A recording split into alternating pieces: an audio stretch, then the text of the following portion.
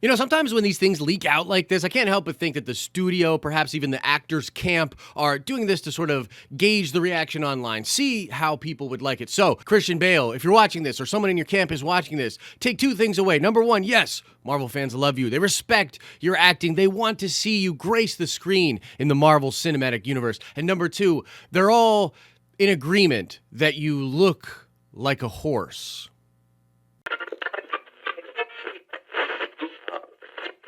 What's up, everybody? It's Josh. Welcome back to the channel. Do me a favor and smash that like button. And yeah, for now, we're back to Smash.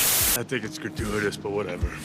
Now, all jokes aside, and that was a joke, kind of. We'll get into the horse thing in a second here. But all jokes aside, it was pretty wild yesterday. I couldn't actually believe how much buzz was coming in from Christian Bale's rumored or reported by Collider attachment to Thor: Love and Thunder. I mean, for real, Beta Ray Bill was trending. Like, we were doing the Patreon exclusive stream last night. Otherwise, I probably would have done a video about it. But we're talking about that in stream with all the Patreons.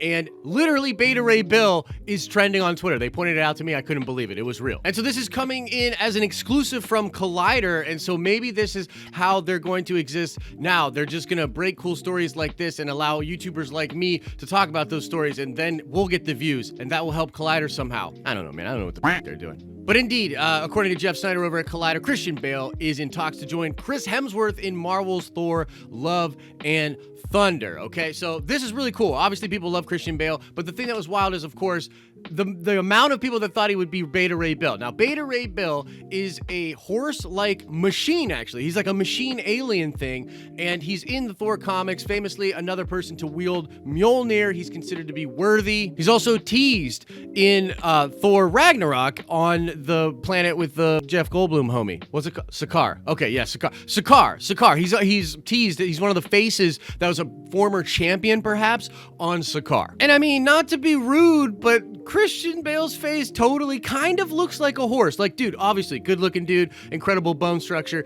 I'm mad jelly, but I mean, like, he does kind of look like a horse. Like, I'm not trying to, you know, can we even...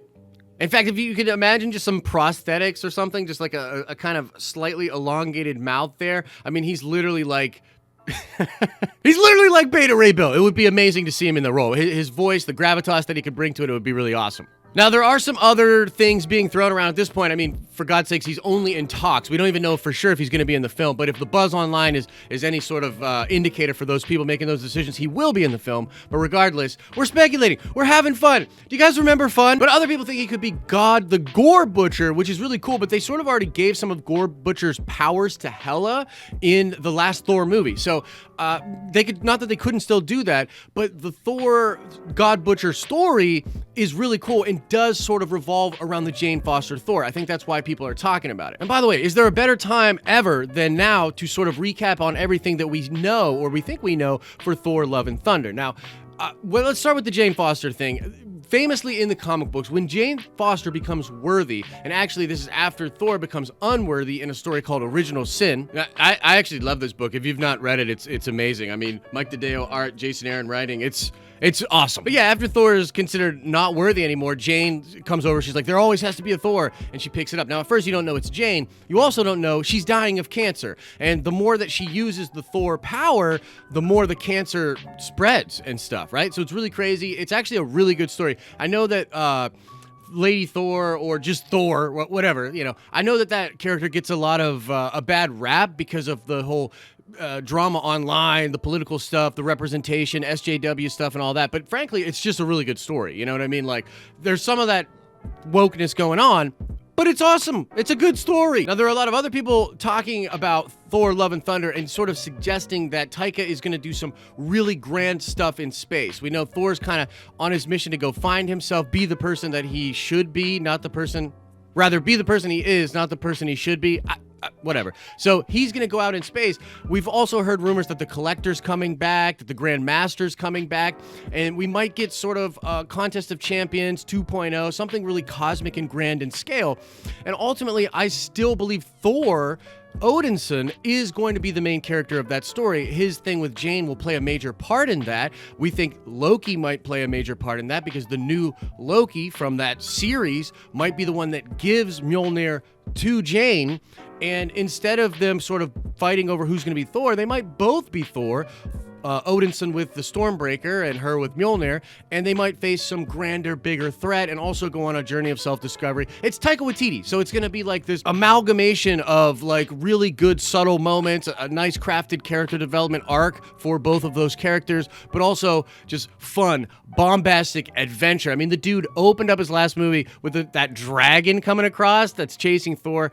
I knew I was in for a good time right from then, and honestly, he's blown me away with a lot of his stuff, including the Mandalorian finale. So yeah, I'm really looking forward to Thor Love and Thunder, and that's just some of the stuff we think we know for the story, leaks, rumors, and all of that. And you see, guys, in the context of those things we think will be happening in the story, and it's all, presumptions for now, these characters make sense, right? Gore the God Butcher makes sense. Beta Ray Bill makes sense, but also Jason Aaron, who is the writer of not only Original Sin, where Thor lost his worthiness, but then the female Thor story. He actually suggested that he thinks Christian Bale could be playing this guy called the Minotaur, or Dario Agger. And I'll be honest with you, I don't know much about this character, but he seems to be a human-looking dude that can morph into this giant cosmic Minotaur. Sounds dope. I've heard other people suggesting he could play some cosmic entity. I actually thought he could be Adam Warlock. The first thing I thought of was Adam Warlock, but I don't know if James Gunn would just, allow Taika to have Adam Warlock for that next setting. But I continue to believe that a lot of cosmic stuff is happening, a lot of big threats out there that are going to just bring a lot of crazy characters together in the next few phases here. I think that's what's happening. So who knows? But Christian Bale in talks to be in Thor Love and Thunder. The whole internet's talking about it, man. It's a buzzing right now, so I want to know what you guys think about it. So let me know your thoughts in the comment section below. And now let's shout out Uncanny Avenger. Indeed, it was Doctor Strange that eventually stopped the Scarlet Witch in the House of M comic. So shout out to you, Uncanny Avenger. And now let's check out another nerd card question before we get out of here. I want to know how close you've been paying attention to the rumor mill. What Sony comic book movie is said to have a trailer releasing in the next couple of weeks? Let me know in the comment section below. As I always say, I hope you're having an awesome and a nerdy day, and I'll see you in the next video.